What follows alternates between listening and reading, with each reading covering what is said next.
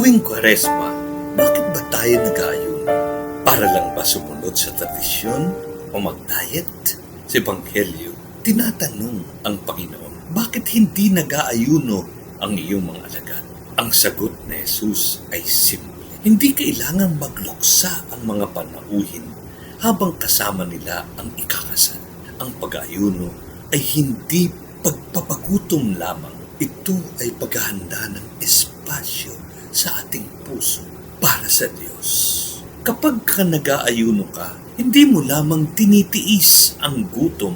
Ang tunay na tanong ay, ano ang iyong inaalis sa iyong buhay para mapalapit ka kay Kristo?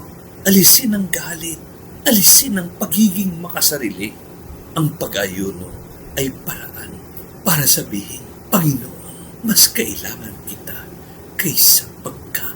Ngayong Kwaresma, wag lang ang tiyan ang gutumin, hayaang ang puso ang maghanap sa Diyos.